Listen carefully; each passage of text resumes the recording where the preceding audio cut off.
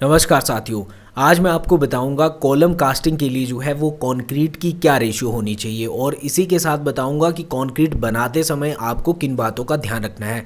तो आज की जानकारी जो है वो आपके लिए बहुत ही ज़्यादा महत्वपूर्ण है। आप बहुत बड़े नुकसान से जो है वो बच सकते हैं और साथ ही साथ अगर आप इन सभी पॉइंट्स को ध्यान में रखते हैं कंस्ट्रक्शन के दौरान तो आपका कॉलम जो है वो मजबूत बन जाएगा और कभी भी उसमें क्रैक जैसी हनीकॉम्बिंग जैसी समस्याएं नहीं आएंगी। तो आप इस वीडियो को अंत तक देखें।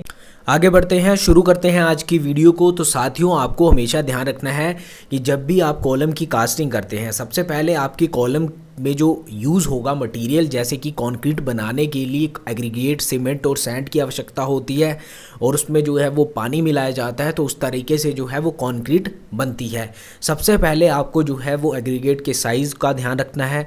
आप जो है वो मैक्सिमम आरसीसी स्ट्रक्चर में 20 mm के एग्रीगेट का इस्तेमाल कर सकते हैं। इससे बड़े साइज़ का जो है वो आपको एग्रीगेट, जिसे हम गिट्टी या फिर बजरी भी कहते हैं, तो आपको 20 mm से ज़्यादा बड़ी गिट्टी बजरी एग्रीगेट का इस्तेमाल नहीं करना है। इसी के साथ हम सैंड जब यूज़ करते हैं तो आपको सैंड की क्वालिटी को भी चेक करना है। आपकी सैंड में जो है वो सिल्ट कंटेंट ज़्यादा नहीं होना चाहिए। तो किस प्रकार से आप सिल्ट कंटेंट निकाल सकते हैं, कैसे क्वालिटी को चेक कर सकते हैं, उसकी जानकारी जो है वो मैंने अपनी पुरानी वीडियोस में दी है, जिसका लिंक जो है वो मैं आपको डिस्क्रिप्शन में दे दूँगा। आप वहाँ जाकर उस वीडियो को देख सकते हैं।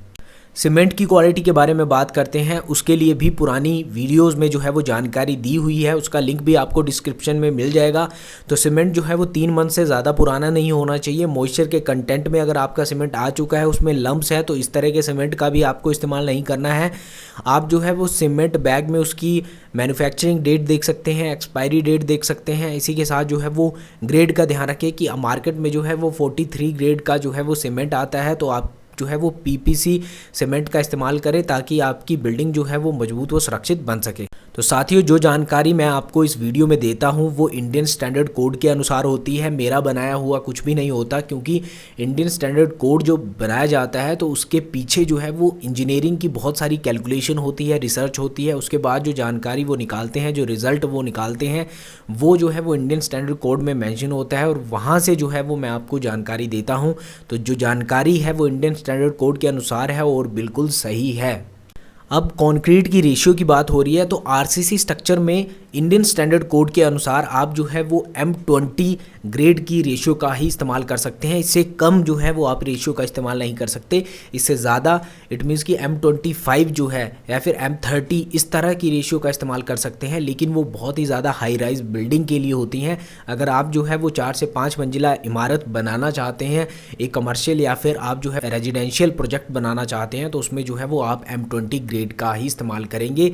ऐसा इंडियन स्टैंडर्ड कोड में बताया गया है और वही जानकारी आपको दे रहा हूं। देखिए, अब मैं आपको बताऊंगा M20 ग्रेड का मतलब क्या होता है। M20 ग्रेड का मतलब ये होता है कि आपको जो है वो अपने आरसीसी स्ट्रक्चर में, घर हो, किसी भी तरह की कोई कमर्शियल बिल्डिंग है, उसमें जो रेशियो आपको रखनी है, यहाँ पर मैं सिर्फ कॉलम की बात नहीं कर रहा हूँ, पूरे स्ट्रक्चर की बात कर रहा हूँ। तो मिनिमम जो आपको ग्रेड रखना है वो आपको रखना है 1:1.5:3, जिसमें 1 जो है वो सीमेंट बैग का पार्ट होगा, 1.5 जो है उसमें सैंड के पार्ट होंगे और 3 जो है वो उसमें एग्रीगेट के पार्ट होंगे।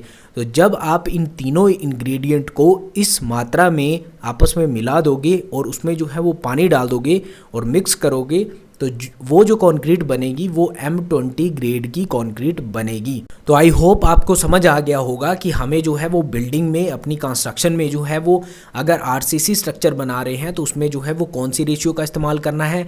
1:1.5:3 की रेशियो का इस्तेमाल करना है। इससे कम जो है, जैसे कि 1:2:4 की आप रेशियो का इस्तेमाल नहीं कर सकते।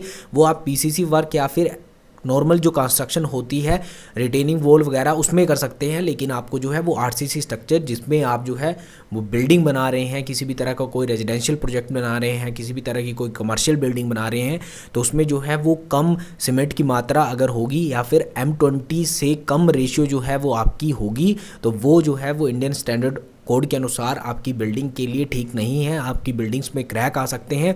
तो आप ध्यान रहे, आप जब भी कंस्ट्रक्शन करवाते हैं तो M20 ग्रेड की रेशियो, 1:1.5:3 की रेशियो जो है वो आप अपनी बिल्डिंग कंस्ट्रक्शन में इस्तेमाल करें। इससे कम रेशियो का आप जो है वो इस्तेमाल बिल्कुल ना करें। इसी के साथ साथियों मैं आपको बता दूं कि आपको हमेशा फ्रेश कंक्रीट का इस्तेमाल करना है। फ्रेश कंक्रीट से मतलब ये है कि जब भी आप जो है वो कंक्रीट के सभी इंग्रेडिएंट में सीमेंट, सैंड और एग्रीगेट को मिक्स करके उसमें जो है वो पानी ऐड कर देते हैं, अगर उस कंक्रीट का जो है वो 30 मिनट से पहले जो है वो इस्तेमाल नहीं होता तो धीरे धीरे जो है वो उसकी स्ट्रेंथ कम होने लगती है, क्योंकि जो सीमेंट का इनिशियल सेटिंग टाइम होता है वो 30 मिनट होता है, जो फाइनल सेटिंग टाइम होता है वो आपका 10 घंटे होता है। इसीलिए आपको जो है वो 30 मिनट से पहले आपको कंक्रीट का इस्तेमाल कर लेना चाहिए। तो साथियों आपको हमेशा ध्यान रखना है कि आप जो है वो कंक्रीट मिक्सर मशीन में ही कंक्रीट को मिक्स करें। कई बार कुछ लोग जो है वो हैंड से कंक्रीट को मिक्स करते हैं, तो अवॉइड करिए, क्योंकि उसमें जो है वो समय बहुत लगता है और अच्छे से मिक्स जो है वो आपकी कंक्रीट नहीं हो सकती। अगर कंक्रीट मिक्सर मशीन में जो है वो आप काम करते हैं, उसमें जो है वो कंक्रीट को मिक्स करते हैं, तो आपको जो है वो उस ड्रम का, आपने देखा होगा कंक्रीट मिक्सर मशीन का जो ड्रम होता है उसे कम से कम आप जो है वो 2 मिनट तक जो है वो रोटेट करें और उसके बाद जो है उस कंक्रीट को जो है वो आप कास्ट करने के लिए भेज सकते हैं। तो ये थी कुछ ज़रूरी बातें जो आपके लिए जानना बहुत ही ज़्यादा ज़रूरी थी। तो आप जो है वो पॉजिटिव बिल्डर के साथ जो है वो बने रहें, सब्सक्राइब कर दीजिए हमारे यूट्यूब चैनल को, ताकि इस तरह की जानकारी जो है वो आपको समय पर मिलती रहे। आज की वीडियो में इतना ही, मिलते हैं नेक्स्ट वीडियो में, तब तक के लिए बाय, आपका दिन शुभ हो।